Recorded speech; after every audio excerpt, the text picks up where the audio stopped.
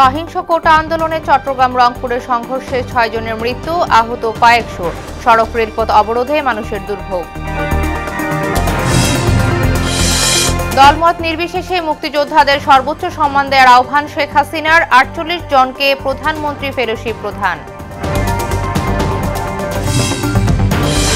এবং কোটা আন্দোলনকারীদের বিএনপি জামায়াত উস্কানি দিচ্ছে বললেন কাদের, শিক্ষার্থীদের উপর হামলার নিন্দা ফখরুলের।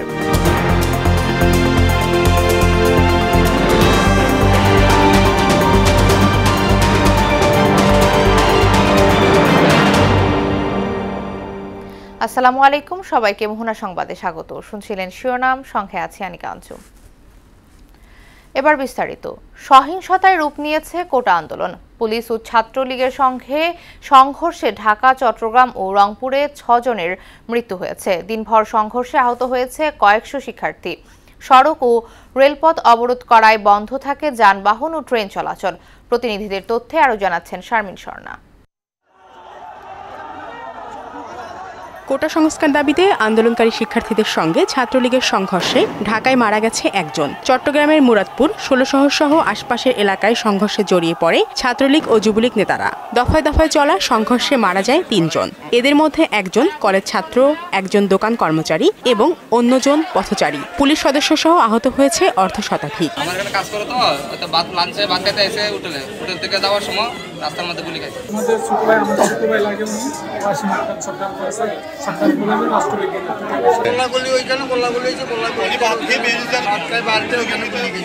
সীতাকুণ্ডে ঢাকা চট্টগ্রাম মহাসড়ক ও রেলপথ অবরোধ করেন আন্তর্জাতিক ইসলামী বিশ্ববিদ্যালয়ের শিক্ষার্থীরা। এতে ট্রেন ও যান চলাচল বন্ধ হয়ে যায়। রংপুরে বেগম রোকেয়া বিশ্ববিদ্যালয়ে পুলিশের সঙ্গে কোটা আন্দোলনকারীদের ব্যাপক সংঘর্ষ হয়েছে। পুলিশের গুলিতে আবু সাইদ নামে ইংরেজি বিভাগের এক শিক্ষার্থী নিহত হয়েছে বলে দাবি করেছে আন্দোলনকারীরা। আহত কয়েকজনকে হাসপাতালে নেওয়ার পর মারা যায় আরেকজন। আজকে আন্দোলনে অংশগ্রহণ করছে রংপুরের সমস্ত আপামর যতগুলো ছাত্র ছিল সবাই চলে আসছে। রাজশাহী বিশ্ববিদ্যালয়ে বঙ্গবন্ধু হলের ২০টি কক্ষ ভাঙচুর করেছে কোটা সংস্কার আন্দোলনের শিক্ষার্থীরা। এ সময় অন্তত ১০টি মোটরসাইকেলেও আগুন ধরিয়ে দেয় তারা। আমরা আমাদের ন্যায্য দাবিটা প্রকাশ করছি, সেটা তারা মেনে নেয়। তারা অন্যায়ভাবে এটাকে দমিয়ে রাখার চেষ্টা করছে, তা আমরা কখনোই মানব না। যতদিন এটা সংস্থান আমাদের দাবি আমরা না আদায় করতে পারবো, ততদিন এই আন্দোলন চলতেই থাকবে। আমরা চাইছিলাম আমাদের প্রোগ্রামটা শান্তিপূর্ণভাবে হোক। একটা হলে আগুন দেওয়া বা এই যে এতগুলো মোটরসাইকেল পোড়ানো বা একটা ক্ষয়ক্ষতি করা বা একটা জানমালের ক্ষয়ক্ষতি করা, এটা আমরা কোনোভাবে এটা আমরা মেনে নিতে পারছি না। বরিশাল বিশ্ববিদ্যালয়ের সামনের সড়ক অবরোধ করে বিক্ষোভ করে শিক্ষার্থীরা। এতে বরিশালের সঙ্গে উপকূলীয় জেলার যোগাযোগ বন্ধ হয়ে যায়। বগুড়ার সাতমাথায় কোটা বিরোধী আন্দোলনকারীদের সঙ্গে ছাত্রলীগের সংঘর্ষ হয়েছে। আন্দোলনকারীরা আওয়ামী লীগের জেলা কার্যালয় ভাঙচুর সহ কয়েকটি মোটরসাইকেলে আগুন ধরিয়ে দেয়। ময়মনসিংহের টাউন হল মোড় এলাকায় অবরোধ করে বিভিন্ন কলেজ ও বিশ্ববিদ্যালয়ের শিক্ষার্থীরা। এতে ময়মনসিংহ টাঙ্গাইল মহাসড়কে যান চলাচল বন্ধ হয়ে যায়। শারমিন স্বর্ণা, মোহনা সংবাদ। কোটা আন্দোলনে চট্টগ্রামের সংঘর্ষে ৩ জন নিহত ও অর্ধ শতাধিক আহত হয়েছে। এ নিয়ে আরও জানাতে চট্টগ্রাম মেডিকেল কলেজ হাসপাতাল থেকে সরাসরি যুক্ত হচ্ছেন সহকর্মী সুমন কুমার দেব। সুমন, হতাহতের ঘটনায় কি বলছেন আন্দোলনকারীরা? আহতদের চিকিৎসার বিষয়ে আমাদের জানাবেন।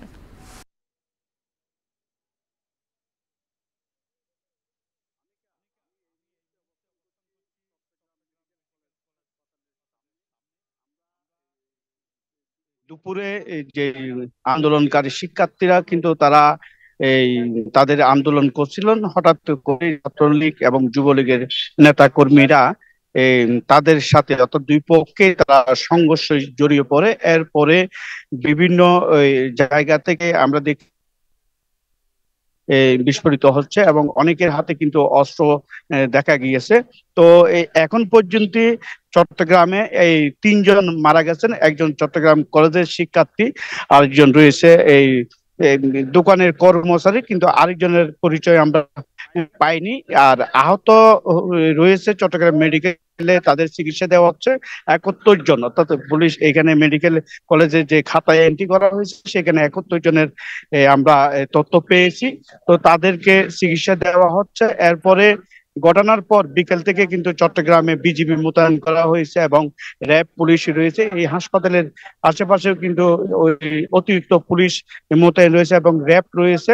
আর বিজিবি সদস্যরা কিন্তু বিভিন্ন জায়গায় তারা টহল দিচ্ছেন। তো আমরা আন্দোলনকারী শিক্ষার্থীদের সাথে কথা বলছিলাম, তারা জানিয়েছিলেন তাদের যে শান্তিপূর্ণ আন্দোলন চলছিল, তারা ছাত্রলীগ এবং যুবলীগের নেতাকর্মীরা তাদের উপরে অতর্কিত হামলা করে তারা আত্মরক্ষার্থে তারাও পাল্টা হামলা করেছেন বলে আমাদেরকে জানিয়েছেন। তো চট্টগ্রাম মেডিকেল কলেজ হাসপাতালের সামনে থেকে এই ছিল আমার কাছে আনিকা। সুমন, আপনাকে ধন্যবাদ।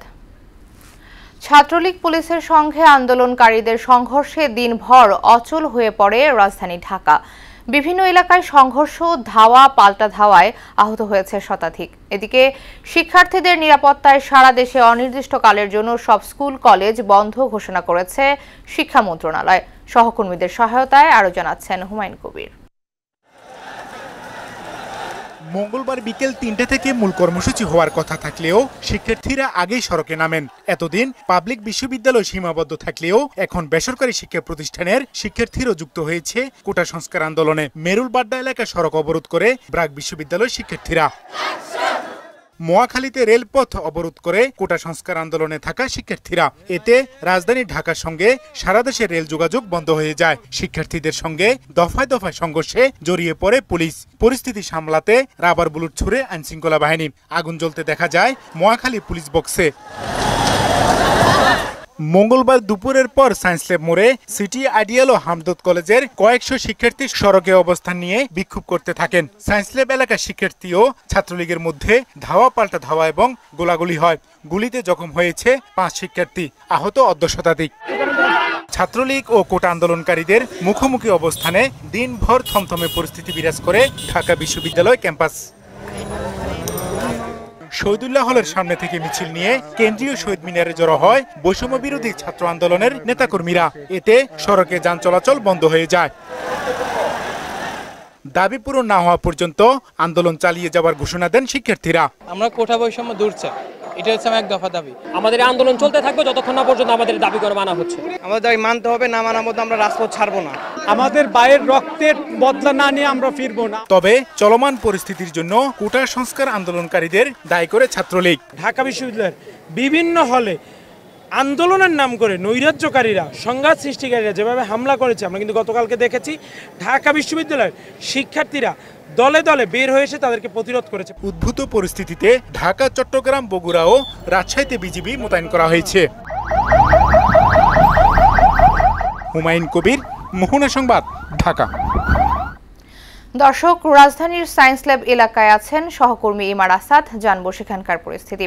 আসাদ, কোটা আন্দোলন নিয়ে ঢাকা কলেজ এলাকার পরিস্থিতি এখন কেমন দেখছেন? সেখানকার সবশেষ পরিস্থিতি জানাবেন আমাদের।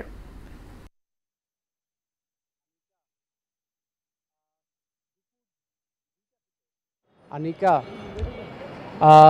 দুপুর 2টা থেকে প্রায় 7 ঘন্টা সময় এই যে এলাকায় আমরা এখন দাঁড়িয়ে আছি, সায়েন্স ল্যাবের মোড়, এই জায়গাটি সম্পূর্ণভাবে রণক্ষেত্রে পরিণত হয়েছিল এবং সেই আসাদ গেটের ওই মাথা থেকে শুরু করে একেবারে নীলক্ষেত পর্যন্ত আসলে এই রণক্ষেত্র ছিল। এবং ঠিক সায়েন্স ল্যাবের মোড় থেকে পেছনে আসাদ গেট পর্যন্ত ছিলেন যারা শিক্ষার্থীরা, যারা কোটা বিরোধী আন্দোলন করছেন তারা, এবং ঢাকা কলেজের সামনে থেকে ঠিক পেছন পর্যন্ত যে নীলক্ষেত পর্যন্ত যদি আপনি দেখতেন তাহলে দেখতে পেতেন যে তারা এখানে অবস্থান নিয়েছিলেন, আওয়ামী লীগের যে সহযোগী সংগঠনগুলো রয়েছে তারা।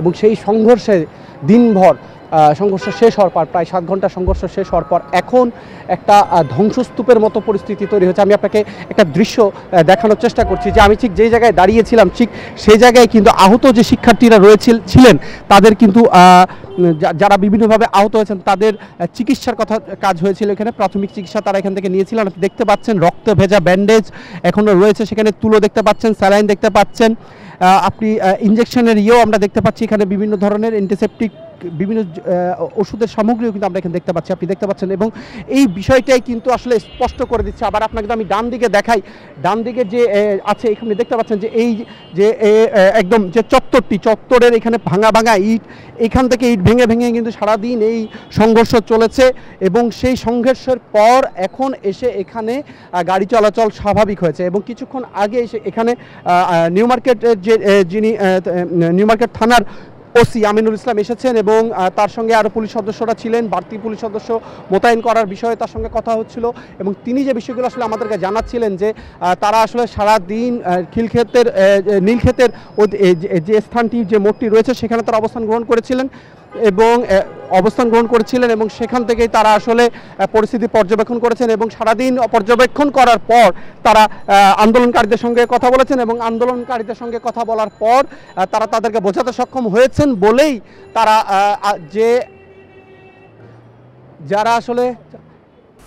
যারা আন্দোলনকারী ছিলেন তাদেরকে আসলে সরিয়ে যেতে সক্ষম হয়েছেন। এবং তাদেরকে আমরা প্রশ্ন করেছিলাম যে আসলে পুলিশের অবস্থান এখন কীরকম হবে। তারা বলেছেন যে পরবর্তীতে যেন কোনো ধরনের নাশকতা বা ধ্বংসযজ্ঞ এখানে এভাবে চলতে না পারে, সেজন্য তারা আগামীকাল সকাল পর্যন্ত তারা এখানে অবস্থান করবেন। এবং তারা নিশ্চিত করেছেন যে এই সংঘর্ষের ঘটনায় ঢাকা কলেজ এলাকায় 2 জন নিহত হয়েছেন এবং 2 জনের শিক্ষার্থী, এই বিষয়টি তিনি আমাদেরকে নিশ্চিত করেছেন। আনিকা, এখন আমরা চলে যাচ্ছি, আমাদের প্রেস ক্লাবের সামনে রয়েছেন আমাদের সহকর্মী দিদার, এবং আমরা দিদার কাছে চলে যাচ্ছি। আসাদ, আপনাকে ধন্যবাদ। জাতীয় প্রেস ক্লাবের সামনে 2টি বাসে আগুন দিয়েছে দুর্বৃত্তরা। বর্তমান অবস্থা জানবো সহকর্মী এহসান বিন দিদারের কাছে। এহসান, ঢাকা বিশ্ববিদ্যালয় সহ রাজধানীর সবশেষ পরিস্থিতি সম্পর্কে আমাদের জানাবেন।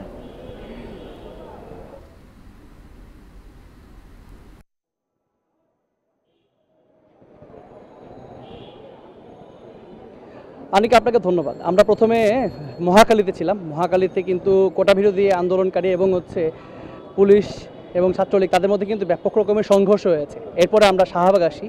শাহবাগ থেকে আমরা হঠাৎই খবর পাই যে জাতীয় প্রেস ক্লাব এলাকায় 2টি বাসে আগুন দেওয়া হয়েছে। আমরা খবরটি পাওয়ার সাথে সাথে এখানে আসি, এসে দেখতে পাই যে 2টি বাসের আগুনের যে পরিস্থিতি সেটি সম্পূর্ণভাবে দমকল বাহিনীরা তাদের নিয়ন্ত্রণে নিয়েছেন। এরপরে আমরা সেখানকার লোকেদের সাথে কথা বলেছি, গাড়ি দুটির ড্রাইভারদের সাথে কথা বলেছি। তাদের সাথে কথা বলার পরে তারা আমাদেরকে জানিয়েছেন যে চতুর্দিক থেকে দুষ্কৃতকারীরা এসে সম্পূর্ণভাবেই তাদের গাড়ি দুটোকে জেকে ধরে সম্পূর্ণভাবে ককটেল বিস্ফোরণ করে, পেট্রোল ধরে, অস্ত্রের মুখে এই বাস দুটিতে আগুন জ্বালিয়ে দেয়। আমরা এই বিষয়টাতে এখানকার যে আইনশৃঙ্খলা পরিস্থিতি নিয়ন্ত্রণকারীর যে মুখপাত্র আছেন তার সাথে একটু কথা বলব। ধন্যবাদ। আপনি এই বাস দুটোতে কখন আগুন লাগানো হয়েছিল? এটা আনুমানিক 8:20 থেকে 25-এর ভিতরে। স্বাভাবিকভাবেই চলছিল জীবনযাত্রা এখানে। হঠাৎ করে আমরা বক্সের পাশে অবস্থান করতেছিলাম, ওভারঅল সিচুয়েশন নিয়ে আপনারা জানেন। হঠাৎ করে 7-8টা বিকট শব্দে বিস্ফোরণ শুনতে পাই। আমরা তাড়াহুড়া করে সামনের দিকে এগিয়ে আসি এবং চেষ্টা করি কি ঘটনাটা কি, কিন্তু হঠাৎ করে দেখতে পাই 2টা বাসে দাউ দাউ করে আগুন জ্বলছে। তো সবাই লোকজন কিংকর্তব্য বিমূঢ় হয়ে যায়, দৌড়াদৌড়ি শুরু করে। সবাইকে চেষ্টা করি, আশ্বস্ত করি বিষয়টা। তার পরবর্তীতে ফায়ার সার্ভিসকে খবর দিই, ফায়ার সার্ভিস এসে আগুন নিয়ন্ত্রণ করে। না, যে সিচুয়েশন ছিল ওই মুহূর্তে আমরা আসতেই দুর্বৃত্তরা সটকে পড়ে। তো আনিকা, ঠিক যেমনটা জানছিলাম এই আইনশৃঙ্খলা রক্ষাকারী বাহিনীর এই কর্মকর্তার কাছ থেকে যে দুষ্কৃতকারীরা আসলেন, এসে অস্ত্রের মুখে চালকদেরকে জিম্মি করে কিন্তু ককটেল এবং পেট্রোল বোমা দিয়ে বাস দুটিতে আগুন জ্বালিয়ে দিলেন। এছাড়া আমরা চাংখারপুলের খবর পেয়েছি, সেখানেও কিন্তু কোটা বিরোধী আন্দোলনকারী যারা আছেন তাদের কিছু অবস্থান রয়েছে। এছাড়া শাহবাগে আমরা দেখেছি যুবলীগ এবং ছাত্রলীগের যে কর্মীরা আছেন তারা অবস্থান করছেন। সব মিলিয়ে কিন্তু একটু থমথমে অবস্থা এখন চতুর্দিকে আমরা দেখতে পাচ্ছি, এবং এর মধ্যে এই একটি ঘটনা ঘটে গেছে। তো রাজধানীর প্রেস ক্লাব এলাকা থেকে আমার কাছে কোটা বিরোধী আন্দোলন এবং সহিংসতা নিয়ে এই ছিল সর্বশেষ। এহসান, ধন্যবাদ আপনাকে। মুক্তিযোদ্ধারা যে দলেরই হোক না কেন তাদের সর্বোচ্চ সম্মান দেওয়ার আহ্বান জানিয়েছেন প্রধানমন্ত্রী শেখ হাসিনা। সকালে নিজ কার্যালয়ে প্রধানমন্ত্রী ফেলোশিপ অ্যাওয়ার্ড প্রদান অনুষ্ঠানে তিনি এই আহ্বান জানান। উচ্চশিক্ষা ক্ষেত্রে দেশে ফিরে অর্জিত জ্ঞান মাঠ পর্যায়ে কাজে লাগানোর পরামর্শ দেন প্রধানমন্ত্রী। শামীউজ্জামান চৌধুরীর রিপোর্ট। সরকারি চাকরিজীবী শিক্ষক ও গবেষকদের সক্ষমতা বাড়াতে 2018 সালে চালু করা হয় প্রধানমন্ত্রীর ফেলোশিপ। এর আওতায় এবছর 48 জন যুক্তরাষ্ট্র, যুক্তরাজ্য, অস্ট্রেলিয়া সহ শীর্ষস্থানীয় বিশ্ববিদ্যালয়ে গবেষণার সুযোগ পেয়েছেন। নিজ কার্যালয়ে তাদের ফেলোশিপ অ্যাওয়ার্ড প্রদান করেন প্রধানমন্ত্রী শেখ হাসিনা। বক্তব্যে তিনি বলেন, শিক্ষা ও গবেষণার বিস্তার বাড়ানো সহ নারী অধিকারকে গুরুত্ব দিয়ে মেধাবীদের উৎকর্ষ সাধনে কাজ করছে সরকার। বিজ্ঞান এবং গবেষণা ছাড়া কোনো দেশ অগ্রগতি করতে পারে না। সেই জন্য 12টা বিজ্ঞান প্রযুক্তি বিশ্ববিদ্যালয় প্রতিষ্ঠা করবার আইন আমরা পাশ করি। বেসরকারি খাতের জন্য আরও বিশ্ববিদ্যালয় হয়, সেই ব্যবস্থা নিই। 16টা বেসরকারি বিশ্ববিদ্যালয় প্রতিষ্ঠা হয়। সমুদ্র গবেষণা ইনস্টিটিউট আমরা প্রতিষ্ঠা করি, বায়োটেকনোলজি ইনস্টিটিউট প্রতিষ্ঠা করি, নব থিয়েটার করি। অবশ্যই এগুলি করতে যেয়ে আমাকে অনেক মামলা খেতে হয়েছে, এটা ঠিক। বিজ্ঞান শিক্ষার উন্নয়নে সরকারের নানা অবদান তুলে ধরেন তিনি। জানান, কয়েক মাসের মধ্যেই দ্বিতীয় বঙ্গবন্ধু স্যাটেলাইটের কাজ শুরু হবে। দ্বিতীয় স্যাটেলাইটটা যেটা করব সেটা আরও উন্নত মানের করব, সে ব্যাপারে আমরা পদক্ষেপ নিয়েছি। সেটা কার্যক্রম শুরু হয়ে গেছে। কয়েক মাসের মধ্যে আমরা নির্মাণ কাজ শুরু করতে পারবো ইনশাল্লাহ। মুক্তিযোদ্ধাদের সবসময় সর্বোচ্চ সম্মান দেওয়ার তাগিদ দেন সরকার প্রধান। নিজের জীবন দিয়ে, রক্ত দিয়ে এবং অনেকেই পঙ্গুত্ব বরণ করে এই দেশকে স্বাধীন করে বিজয় এনে দিয়েছে, শত্রুকে পরাজিত করে বিজয় এনে দিয়েছে। কাজে সেই ক্ষেত্রে আমি মনে করি তাদের সম্মানটা সর্বোচ্চ থাকবে। গর্ব করে যেন তারা বলতে পারে যে আমি মুক্তিযোদ্ধা। আমার মতামতের সাথে নাও থাকতে পারে, আমার দলে নাও থাকতে পারে, কিন্তু তারপরেও সে মুক্তিযোদ্ধা। কাজে আমার কাছে সবাই সম্মানিত। ভবিষ্যতে কেউ যাতে প্রধানমন্ত্রী ফেলোশিপ অ্যাওয়ার্ড বাতিল করতে না পারে, সেজন্য একে ট্রাস্টের আওতায় আনার ঘোষণা দেন প্রধানমন্ত্রী শেখ হাসিনা। ফেলোশিপটাকেও একটা ট্রাস্ট ফান্ড করে আইন করে দিয়ে যাব, যেন ভবিষ্যতে কেউ আর এটা বন্ধ করতে না পারে। শামীমুজ্জামান চৌধুরী, মোহনা সংবাদ, ঢাকা। কোটা আন্দোলনে বিএনপি জামাতের ইন্ধন আছে বলে অভিযোগ করেছেন আওয়ামী লীগ সাধারণ সম্পাদক ওবায়দুল কাদের। আর শিক্ষার্থীদের ক্যাম্পাসে ফিরে যাওয়ার আহ্বান জানিয়ে স্বরাষ্ট্রমন্ত্রী বলেন, আন্দোলনের নামে বিশৃঙ্খলা করলে পুলিশ ব্যবস্থা নেবে। আলাদা অনুষ্ঠানে এসব কথা বলেন তারা। সুরাইয়া মুন্নির রিপোর্ট। সরকারি চাকরিতে কোটা সংস্কার দাবিতে উত্তাল সারা দেশ। ধানমন্ডিতে আওয়ামী লীগ সভাপতির রাজনৈতিক কার্যালয়ে দলের সাধারণ সম্পাদক ওবায়দুল কাদের বলেন, কোটা আন্দোলনকারীদের একাংশ রাজাকারের পক্ষে কথা বলছে। এতে স্পষ্ট হয় এখানে একটি গোষ্ঠীর ইন্ধন আছে। প্রধানমন্ত্রী তো কোটা আন্দোলনের কাউকে উদ্দেশ্য করে রাজাকার শব্দটি ব্যবহার করে, তাহলে এটা কেন হল? এই আন্দোলনকারীদের একটা অংশ রাজাকারের পক্ষ অবলম্বন করছে, এটা দিবালোকের মতো পরিষ্কার। শেখ হাসিনা কারাবন্দী দিবস উপলক্ষে তেজগাঁয়ে এক আলোচনায় পররাষ্ট্রমন্ত্রী হাসান মাহমুদ বলেন, যারা নিজেদের রাজাকার রাজাকার বলে স্লোগান দিয়েছে তারা মুক্তিযুদ্ধের চেতনায় বিশ্বাস করে না। যারা এইভাবে রাজাকারের পক্ষে স্লোগান দিয়ে রাষ্ট্রবিরোধী অবস্থান নিয়েছেন তাদের বিরুদ্ধে ব্যবস্থা গ্রহণ করা জরুরি। দেশে বিশৃঙ্খলা সৃষ্টি করবে সেটি আওয়ামী লীগের নেতাকর্মীরা বরদাস্ত করবে না। সচিবালয়ে সাংবাদিকদের সঙ্গে আলাপ করে স্বরাষ্ট্রমন্ত্রী আসাদুজ্জামান খান কামাল বলেন, আন্দোলনের নামে বিশৃঙ্খলা সৃষ্টি করলে ব্যবস্থা নেবে পুলিশ। এই ভাঙচুর করে ধ্বংসাত্মক করে তাহলে আমরা কিন্তু তাদেরকে কেউকে আমরা ছাড় দেব না।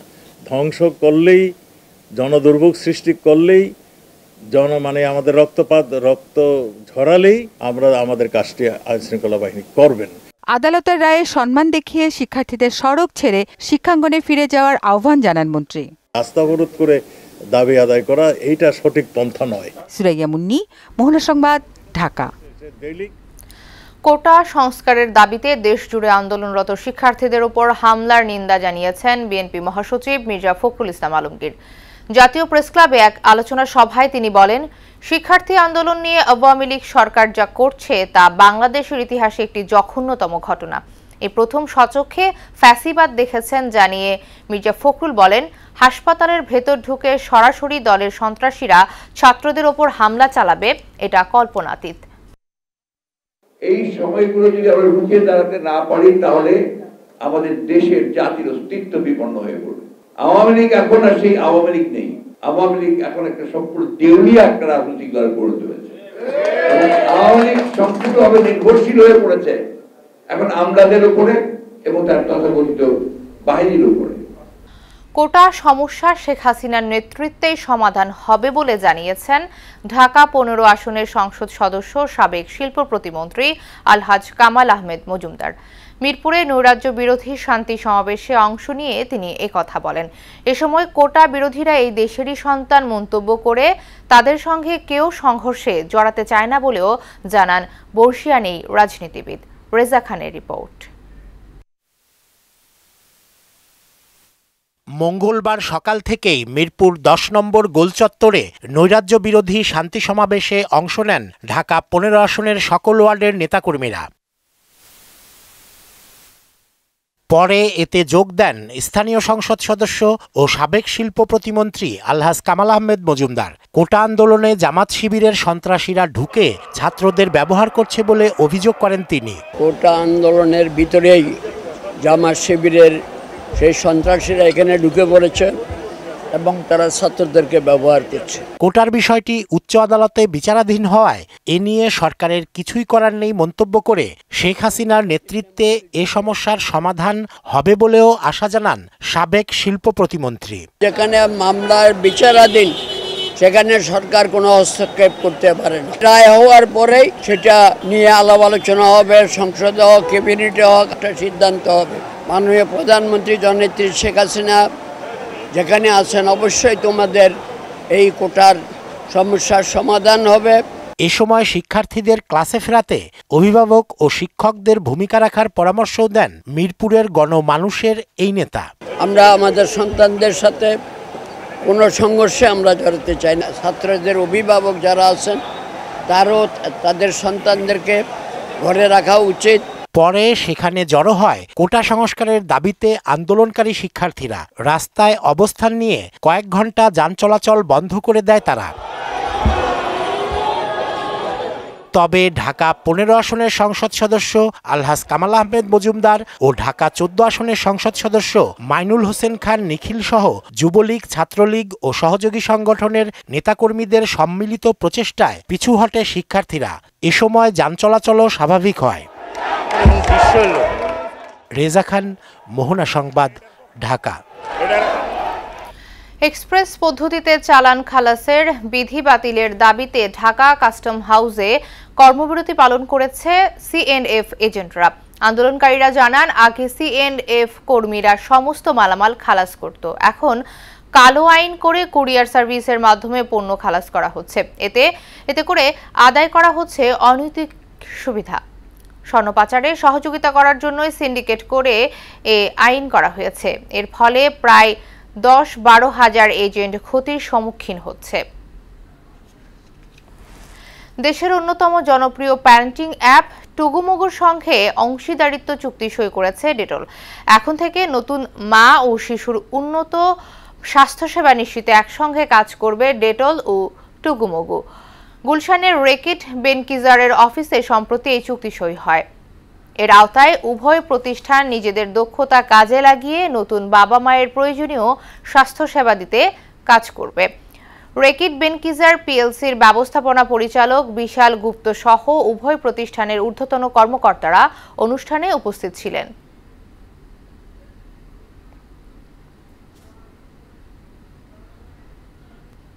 শেষ করব মোহনা সংবাদ, যাবার আগে শিরোনামগুলো আরো একবার।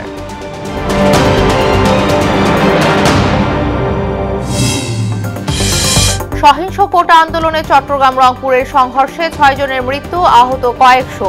সড়ক রেলপথ অবরোধে মানুষের দুর্ভোগ। দলমত নির্বিশেষে মুক্তিযোদ্ধাদের সর্বোচ্চ সম্মান দেওয়ার আহ্বান শেখ হাসিনার, 48 জনকে প্রধানমন্ত্রী ফেলোশিপ প্রদান। এবং কোটা আন্দোলনকারীদের বিএনপি জামায়াত উস্কানি দিচ্ছে, বললেন কাদের। শিক্ষার্থীদের উপর হামলার নিন্দা ফখরুলের।